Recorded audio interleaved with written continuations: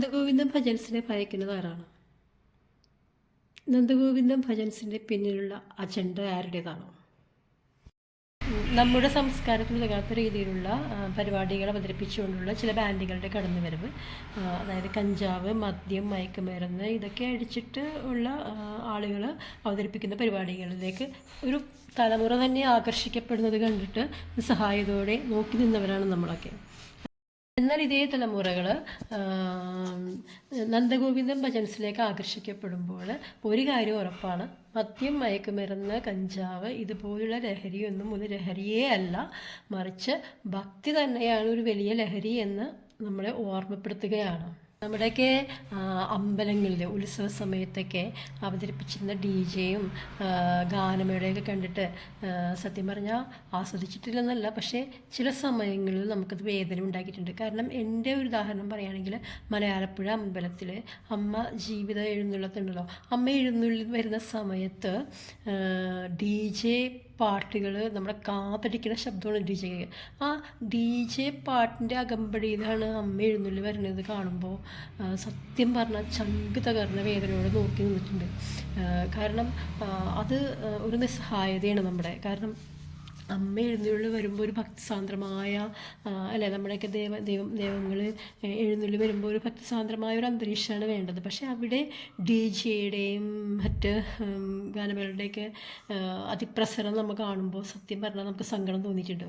ആയിരക്കണക്കിന് ആളുകൾ ഒരുമിച്ച് നിന്നിട്ട്, നമുക്കറിയാം നന്ദഗോവിന്ദം ഭജൻസ് ഏറ്റവും കൂടുതൽ ആലപിക്കുന്നത് കൃഷ്ണഭക്തി ഗാനങ്ങളാണ്.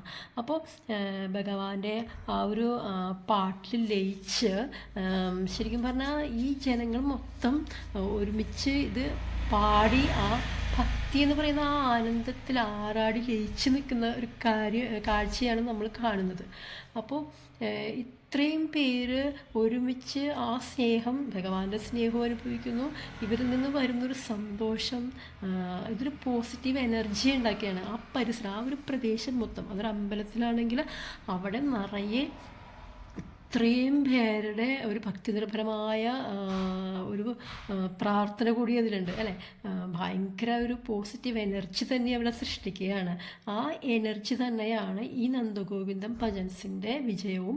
അത് മാത്രമല്ല, ഈ പരിപാടിയിൽ പങ്കെടുത്തിട്ട് തിരിച്ചു വരുന്ന ആളുകൾ പറയുന്നൊരു ഡയലോഗുണ്ട് മനസ്സിൽ. അവർക്ക് ഈ പരിപാടിയിൽ പങ്കെടുത്ത് തിരിച്ചു പോകുമ്പോൾ ഒരു ഈശ്വര ചൈതന്യം അവരിൽ നിറയുന്നു എന്നുള്ളത് സത്യമാണ്. അതുകൊണ്ടാണ് അവർ പറയുന്നത് ഇത് കേട്ട് കഴിയുമ്പോൾ ഭയങ്കര സന്തോഷമാണ്, എന്തോ ഭയങ്കര ഒരു അനുഭൂതി, വല്ലാത്തൊരു പോസിറ്റീവ് എനർജി നിറയുന്നു എന്നിവർ പറയുന്നതിൻ്റെ കാരണം ഇത് ഇത്രയും ആളുകൾ ഒരുമിച്ചാണ് അവിടെ, അതായത് ആ ഭജന ആസ്വദിക്കുന്നതിനോടൊപ്പം തന്നെ ഭഗവാനോടുള്ള പ്രണയവും, എന്താ പറയുക, വല്ലാത്തൊരു ഭയങ്കര വൈബിൽ നിൽക്കുന്ന ഒരു അന്തരീക്ഷം.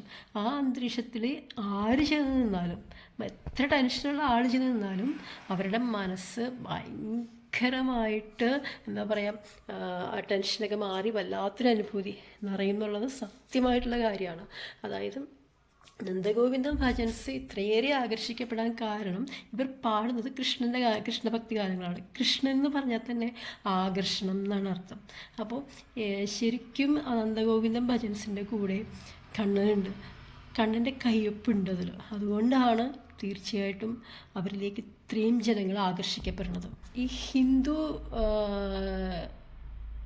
ഐക്യവും അതേപോലെ തന്നെ ശക്തിയൊക്കെ ഭയപ്പെടുന്നവരാണ് നന്ദഗോവിന്ദം ഭജൻസിനെയും ഭയപ്പെടുന്നത്. എനിക്കങ്ങനെയാണ് തോന്നുന്നത്. നമുക്കറിയാം, നമ്മുടെ ഈ ഭരണകർത്താക്കൾ തന്നെ, കേരളത്തിലെ കാര്യമാണ് കേട്ടോ ഞാൻ പറഞ്ഞത്, അവർ തന്നെ നമ്മുടെ ഈ ഹിന്ദു എന്ന് പറയുന്നത് ഒരു മതമല്ല, അതൊരു സംസ്കാരമാണ്, സനാതന ധർമ്മം.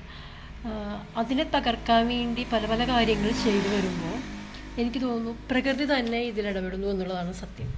കാരണം ഈ ഒരു വൈബ്, നന്ദഗോവിന്ദം ഭജൻസ് ഇരിക്കുന്ന ഈ ഒരു വൈബ് തന്നെ പ്രകൃതിയുടെ ഒരു നിയോഗമായിട്ടാണ് ഞാൻ കാണുന്നത്.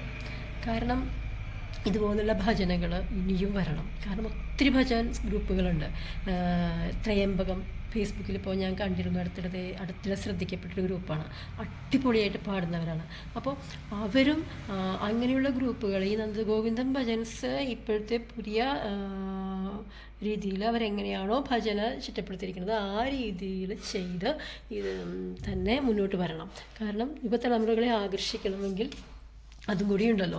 അപ്പോൾ അങ്ങനെ തന്നെ വന്നിട്ട് നല്ല രീതിയിൽ നമ്മളുടെ എന്താ പറയുക, നമ്മളുടെ ശരിക്കും പ്രകൃതി തന്നെ ഇതൊരുക്കി വരികയാണ്.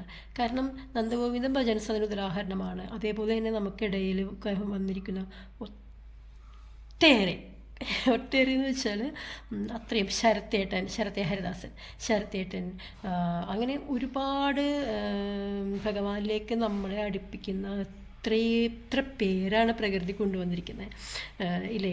അപ്പോൾ ശരിക്കും നമ്മൾ നോക്കിയേ, ശരിക്കും അതാണ് ഇപ്പോൾ സംഭവിക്കുന്നത്. നമ്മളുടെ ഈ ഒരു ഹിന്ദു ഈ സനാതന ധർമ്മം എന്ന് പറഞ്ഞാൽ അതിനെ ഒരിക്കലും അടിച്ചിരുത്താനോ ഇല്ലാതാക്കാനോ ആർക്കും കഴിയില്ല.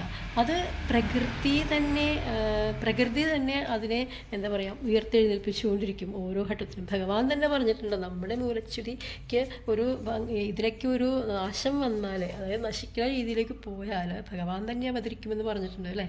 അപ്പോൾ ഈ പറയുന്ന വേടനിസത്തിൽ നിന്നും നന്ദഗോവിന്ദ ഭജൻസിലേക്ക് ഒരു തലമുറ മാറുമ്പോൾ ശരിക്കും അത് ഭഗവാന്റെ തന്നെ തീരുമാനമാണ്. ഇതിൻ്റെ പിന്നിലുള്ള ഈ നന്ദഗോവിന്ദം ഭജൻസ് എന്ന് പറയുന്നതിൻ്റെ അജണ്ട തന്നെ എനിക്ക് തോന്നുന്നു ഒരുക്കിയത് ഭഗവാനാണെന്ന് തന്നെ ഞാൻ പൂർണ്ണമായിട്ടും വിശ്വസിക്കുന്നു. അപ്പോൾ ഇത് പ്രകൃതിയുടെയും കൂടി ഒരു നിയോഗമാണ്. ഈ സനാതന ധർമ്മത്തെ രക്ഷിക്കാൻ വേണ്ടി എല്ലാവരെയും കൂടി ഇങ്ങനെ ഒത്തൊരുമിപ്പിക്കാനുള്ള ഒരു നിയോഗം തന്നെ പ്രകൃതി ഒരുക്കിയിരിക്കുന്നു എന്ന് മാത്രമേ എനിക്ക് ഇതിനെക്കുറിച്ച് പറയാനുള്ളൂ.